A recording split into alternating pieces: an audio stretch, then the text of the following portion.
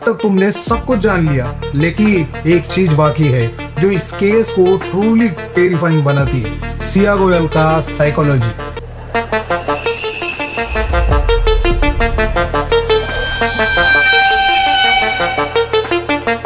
एक बिल्कुल normal girl, educated, modern, home baking business, Instagram पर सेल्फीज, फ्रेंड्स के साथ पार्टीज, बाहर से कंप्लीटली इनोसेंट लगता है, लेकिन अंदर से एक हिडन मॉन्स्टर।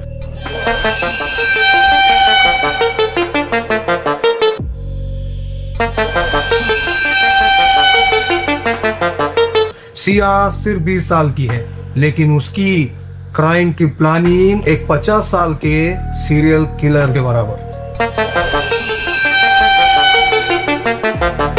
मर्डर के बाद सिया को पता था कि पुलिस आएगी, इंटरोगेशन होगी, इन्वेस्टिगेशन होगी, क्वेश्चंस होंगे, लेकिन वो बिल्कुल शांत रही। अपनी स्टोरी को कंप्लीटली कंसिस्टेंट रख रही थी, अपने एविडेंस को हाइड रख रही थी, चेतन को सब कुछ एक्सप्लेन कर चुकी थी, दोनों की स्टोरी एग्जैक्ट मैच हो रही थी। ये दिखाता है कि प्लानिंग का लेवल कितना हाई था।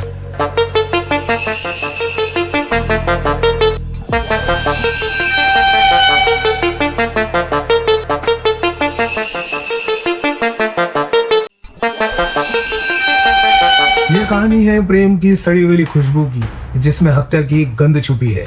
ये कहानी है डिजिटल सबूत, सीसीटीवी फुटेज और एक साजिश की, जिसमें शामिल थी एक 20 साल की लड़की और एक 22 साल का लड़का, और एक पूरी मर्डर की प्लानिंग। क्योंकि झूठ के पास कहानी बहुत होती है, लेकिन सच के पास एक सटीक जवाब। और जब उस लड़की से बार बार सवाल पूछा गया तो वो अटक गई, कहानी बदलने लगी, चेहरा बदलने लगा और शब्द यकीन में बदल गया। सच्चाई 400 फीट नीचे है, लोहगढ़ की खाई में, अनंत काल के लिए। केतन की आत्मा बार बार पूछ रही है, सिया तुमने ऐसा क्यों किया? और शायद कभी कोई जवाब नहीं आएगा, क्योंकि कुछ सवालों के जवाब नहीं मिलते, केवल साइलेंस होते हैं। और आज हम उसी खाई में उतरेंगे जहां शायद सच अब भी गूंज रहा है। ये कहानी एक झटके से शुरू होती है जो सुनने वालों का दिमाग शून्य कर देगी। ये कहानी सिर्फ कत्ल की नहीं है, ये कहानी है भरोसे के उस खून की जो मुस्कान के पीछे छुपा था, और उस लड़की की जिसने शादी के सपने के बीच में मौत के जाल बुन दिए। केतन अग्रवाल 26 साल का पढ़ा लिखा अमीर परिवार से बड़े बड़े सपनों के साथ अपनी जिंदगी जी रहा था। उसकी सगाई सिया से हुई थी। सबको लग रहा था दो पुराने परिवार, एक भव्य शादी और एक सुनहरा भविष्य। कहानी बिल्कुल फिल्म जैसी थी, लेकिन फिल्म के पर्दे के पीछे कुछ और ही खेल चल रहा था। पुलिस के मुताबिक सिया की जिंदगी में एक और शख्स था, और वो था चेतन चौधरी, एक लड़का। और यही दूसरी कहानी केतन की मौत की असली वजह बन गई। जिस वक्त केतन अपनी मंगेतर पर भरोसा कर रहा था, उसी वक्त उसके खिलाफ प्लानिंग रची जा रही थी मर्डर की। पहली बार 31 मई को पहाड़ पर, फिर 14 जून को धक्का देने की कोशिश। केतन बच गया, और सबसे खौफनाक बात यह थी कि बचने के बाद भी उसे सिया पर शक नहीं हुआ। उसने नाटक किया, उसने उसे यकीन दिलाने की कोशिश की, और उसने यकीन दिला दिया। लेकिन वो सिर्फ एक ट्रायल था, असली वार 18 जून को हुआ। इस बार केतन वापस नहीं आया, सैकड़ों फीट नीचे गिरकर उसकी मौत हो गई।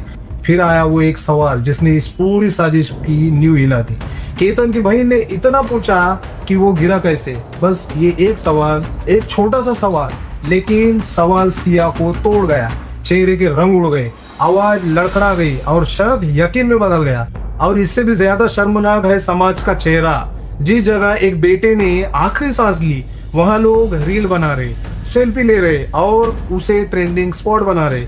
किसी की मौत हमारे लिए तमाशा बन जाए तो समझ लीजिए कि इंसान तो क्या, समाज भी मर चुका है। ये कहानी सिर्फ एक हत्या की नहीं है, ये एक चेतावनी है कि हर मुस्कान भरोसेमंद नहीं होती, हर रिश्ता साफ नहीं होता, और हर प्यार प्यार नहीं होता।